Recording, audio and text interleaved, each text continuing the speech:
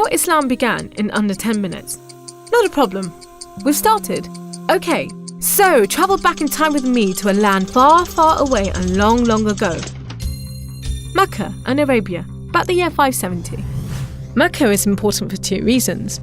1, the Kaaba is there, an ancient temple built to worship God. And 2, Muhammad, peace be upon him, was born in Mecca. Now, problem. I can't show you Muhammad because it wouldn't be right. I'll tell you why in a bit. But in the meantime, here's his name in Arabic. Nice. Back in the day, Mecca was a lawless place. The only way to be safe was to have backup. Lots of rich big brothers who'd beat up anyone who got in your way. So the place was ruled by the most powerful families who could do pretty much what they wanted. And religion didn't help. By this time, the Kaaba had been filled to overflowing with 360 idols that did nothing to help anyone.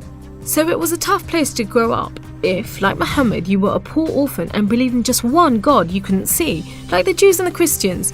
He called him Allah, the God, in Arabic there. Muhammad's dad died before he was even born, and his mum died when he was just 6. So he was brought up by his grandfather, Abdul Muttalib, and then, when he died too, by his uncle, Abu Talib, who had the respect of the city's ruling families, so Muhammad was safe for the time being. Muhammad started out as a shepherd and then became a businessman, travelling about buying and selling stuff for rich clients. When he did some work for a rich widow called Khadija, she was so impressed by his honesty and skill that they ended up getting married, and for a while, it looked like Muhammad was going places. Well, he was, but not how you think.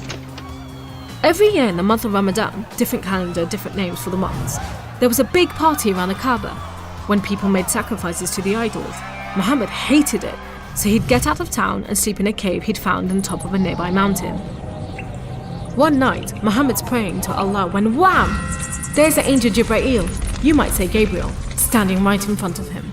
Read, says the angel, but Muhammad couldn't read. No schools, you see. Jibreel keeps on at him. 3 times he says, read. Then he grabs hold of Muhammad and wham! Again, it's like Muhammad's learnt the words off by heart. So he recites the message out loud. Read in the name of your Lord, who created man from a drop of blood. Read, for your Lord is most generous. He who taught by the pen, taught man what he did not know. It was a message from Allah. God was speaking to him just like he'd spoken to the prophets in the Jewish and Christian holy books, which meant he was a prophet too. The messages continued for the rest of Muhammad's life. Allah gave him the words to say and the prophet recited them.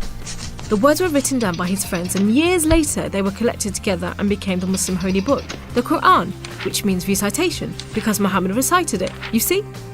Anyway, that was much later, so back to the night of power. Muhammad tells his family, then his friends, and eventually everyone about Allah, that he's the one and only God, that he wants everyone to be treated fairly, and long story short, it didn't go down well with the ruling families of Mecca, who liked things just the way they were, thank you very much. You see, Islam means obedience to Allah, and Muslim means someone who obeys Allah, and the ruling families didn't want anyone obeying anyone else but them. So the people who believed in Muhammad's message, the Muslims, were given a hard time. Some were even tortured and killed. A few of them managed to escape to Abyssinia, Ethiopia. But most were stuck in Mecca. Muhammad also had to cope with the death of his wife, and then just a few weeks later, his uncle too. Feeling very down, he went to the Kaaba to pray to Allah one night. Then, the weirdest thing happened. Jibreel turns up, sits him on a winged horse called Al-Buraq and flies him all the way from Mecca to Jerusalem. He prays with all the prophets who have ever lived. Then, he's taken up to the heavens to chat with some of the prophets, and then into paradise itself, where Allah tells Muhammad to pray 5 times a day and to stay strong. He's returned to Jerusalem and then flies back to the Kaaba in Mecca. We call it the night journey, and Muslims still argue whether it was a real experience or a vision, but whatever, it gave Muhammad a much needed boost, and just as well, because there were more tough times ahead. So, there was this other city called Yathrib. The people there heard about Muhammad and his message and invited him and his followers to join them. A few at a time, the Muslims left Mecca and made a dangerous journey across the desert to Yathrib. It's known as a hijra, which means migration, like birds do. Muhammad and a few of his friends stayed in Mecca until everyone had got away and then made plans for their own escape. But the ruling families wanted to kill Muhammad while they still could, so 7 sons, one from each family, were sent in the middle of the night to stab the Prophet while he slept. But he was way ahead of them, and when they burst into the house, Muhammad was gone. Trackers were sent out to hunt him down. Muhammad and his best friend Abu Bakr took a roundabout route to try and shake off the pursuit, but the trackers were too good and slowly gained on them. So Muhammad and Abu Bakr hid in a cave and prayed that no one found them.